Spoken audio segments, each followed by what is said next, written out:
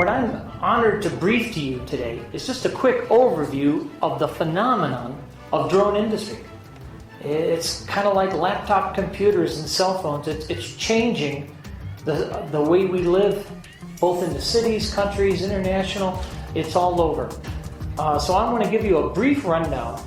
And that first bullet, there are about 2.7 million small drones sold in North America.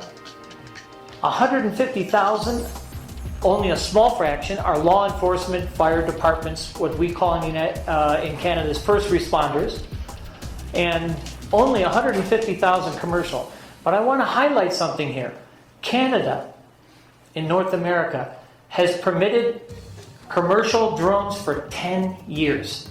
It's a very mature regulatory environment. And this technology that they've been able to develop is what this seminar is about, to showcase Canadian drone technology, both in the software, in the actual aircraft, in the operations, and the folks who know how to do the regulations to make it safe and effective to save companies money. That's the bottom line. On that second bullet there, aerial photography is the first of the commercial businesses. Real estate, social events, and about 75% is being done there. Precision agriculture, which started in Japan, is a big potential of increasing yields by up to 10% and reducing spraying, which reduces pollution, by up to 50%. So precision agriculture is a huge emerging technology enabled by drones. Infrastructure inspections. I'm a retired helicopter pilot. It's expensive to run helicopters up and down rail lines or pipelines. It's very expensive and they're short duration, 2 hours maybe. Drones can do those infrastructure inspections at a fraction of the cost, very safe, very economical, saving the companies money. And then finally, engineering, geospatial. By the way, most of your spell checkers in your computers will not like the word geospatial. But in fact, drones are putting the classic engineering surveyors out of business. That was going back to George Washington as a surveyor. Because drones can do that technology at a fraction of the cost and about 10 times faster and about 3 times more accurate.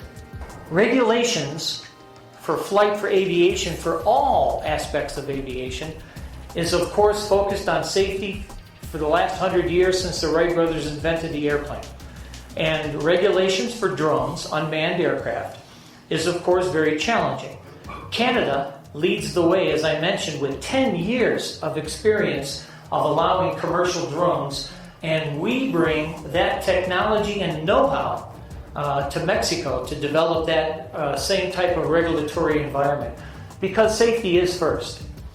Now, there is significant, I don't want to say controversy, but significant difference of opinions between Mexico, Canada, the United States, Europe, on how they categorize drones.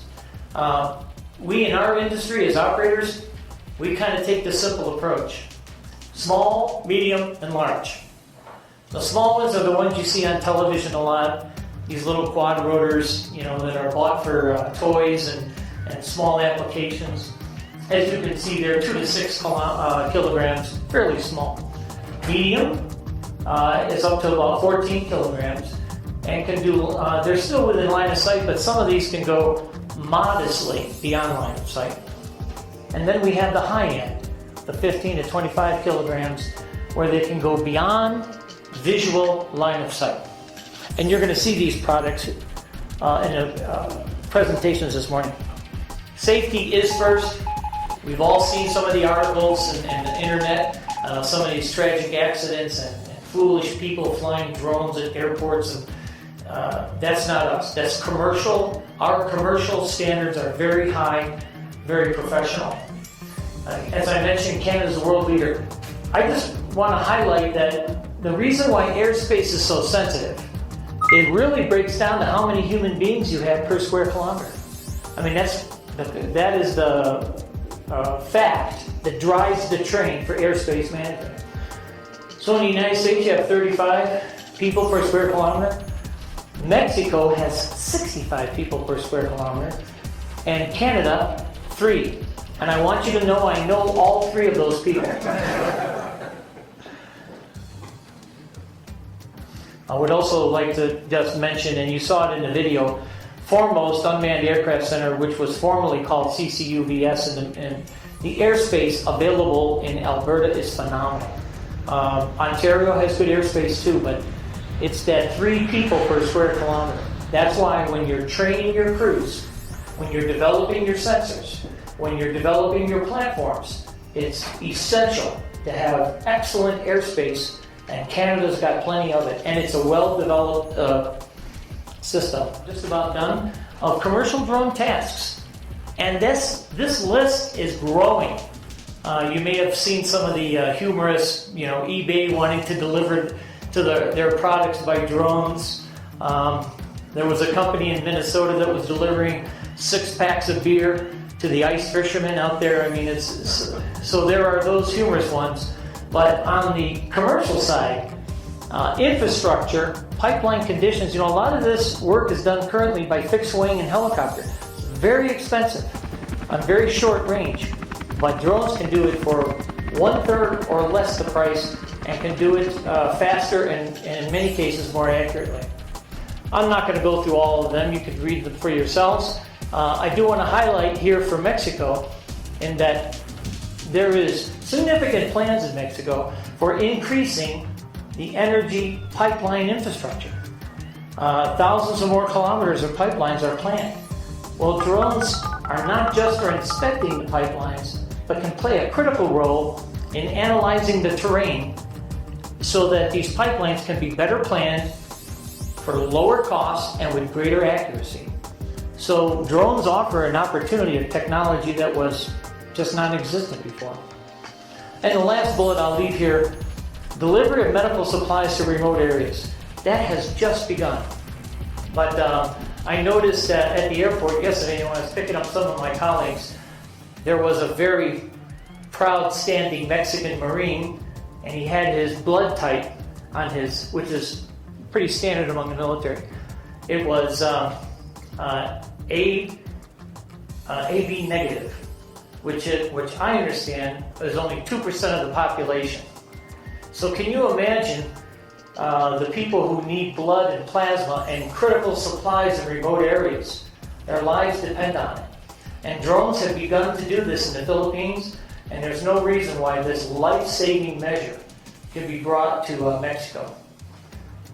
You're going to hear more about this in the future presentations. I just want to mention that business aviation, manned business aviation, helicopters, I was a helicopter pilot for decades, and the corporate jets and corporate planes, that business has been around since the 1960s.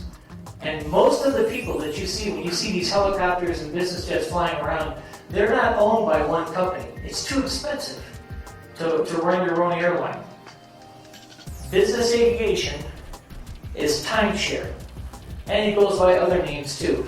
But it's when several companies get together and say, I will purchase a portion of what I need, similar to helicopter services, but I'm not going to buy the entire outfit.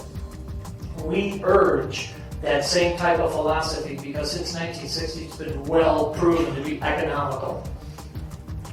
Finally, I want to put a plug in for Luis, Team AMACUZAC. We had excellent presentation this morning about the challenges and issues with doing business in Mexico.